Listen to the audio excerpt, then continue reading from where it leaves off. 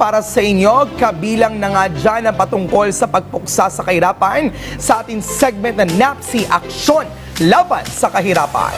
Lumikha at matuto naman tayo kasama ang inyong creative squad sa Artsy Craftsy tuwing Sabado 10:30 to 11 a.m. At kung panibagong food trip adventure naman ang hanap nyo, samahan ninyo ako at si Leslie Ordinario sa It's Fun tuwing Linggo alas 10:30 ng umaga hanggang alas 11 ng umaga. At para updated sa lahat ng ganap, huwag niyo pong kalimutang i-follow kami sa aming social media accounts at Rise and Shine Pilipinas sa Facebook, YouTube at Instagram, habang at RS Pilipinas naman sa TikTok at X. O yes, get well soon kay Leslie. Oo nga, may sakit. Leslie, pagaling Leslie, get well soon. Les, papaikot kami ng box. Pagaling ka.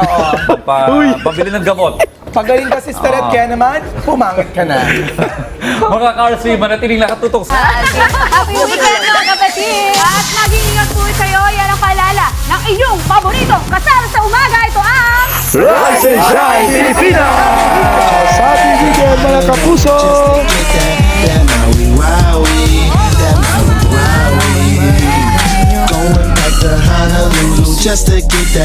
Alam niyo ba kung bakit espesyal tayo mga Pilipino? Dahil may mga katangian tayong kakaiba at tunay na kahanga-hanga. Gaya na lang ni Miguel, na likas na matulungin. Guys, help natin si Manong oh. O kaya ni Adrian, na may respeto at paggalang. Lola, paano po? Nariyan din si Aya, na malalim ang pananampalataya. Panginoon, salamat po sa mga biyaya. Si Aling Sita, na kahit walang-wala, magiliw pa rin tumatanggap ng bisita.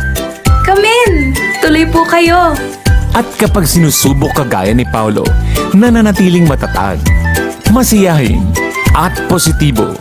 Pagyo ka lang, Pilipino ako. Yan tayong Pilipino, likas ang kabutihan, katatagan, at pusong makatao.